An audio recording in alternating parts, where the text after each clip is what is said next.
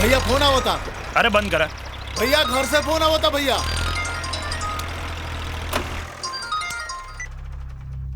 ए जी, गुड्डू के तबीयत बहुत खराब हो गई बा। का हो गई? ओकरा बहुत तेज बुखार बा। रुआ जल्दी घरे आ जाई। हम देवर जी के भेजले बानी डॉक्टर के बुलावे खातिर। आई डॉक्टर साहब। जल्दी आई डॉक्टर साहब, देखी ना का हो गई बा गुड्डू के। देखती हूँ।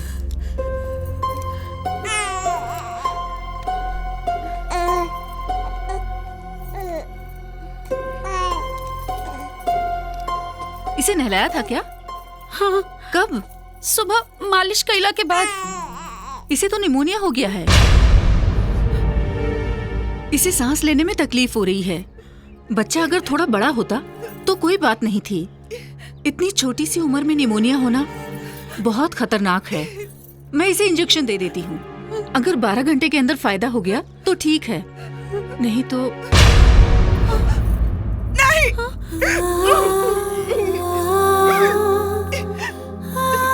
आरती, अरे घबराए की जरूरत नहीं है, गुड्डू ठीक हो जाएगी। डॉक्टर साहिबा, रउआ तो जानत आनी गुड्डू के हम जन्म दिले बानी।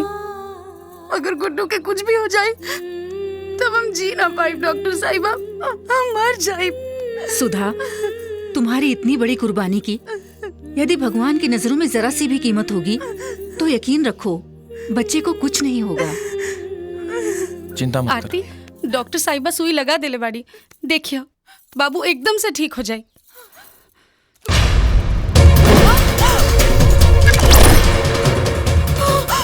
तोड़ लेकर के निमोनिया हो जाई, हैजा हो जाई, ऐसा बुखार होई, तेज बुखार में तो लेकर तड़प के मर जाई। नहीं।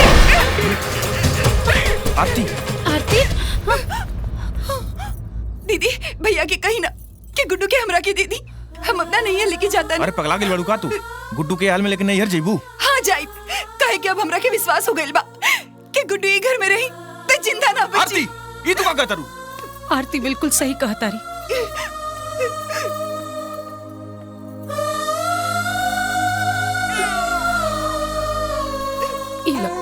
संभाला अपन लड़का, जल्दी से ले जा अपना लड़का के। ये हालत में एकर अकेल गई ठीक नहीं के। एकरा से कहा यो साथे चल जा। हाँ देवर जी, रवो संगे चल जाई। ठीक बाबूजी। Ha ha ha!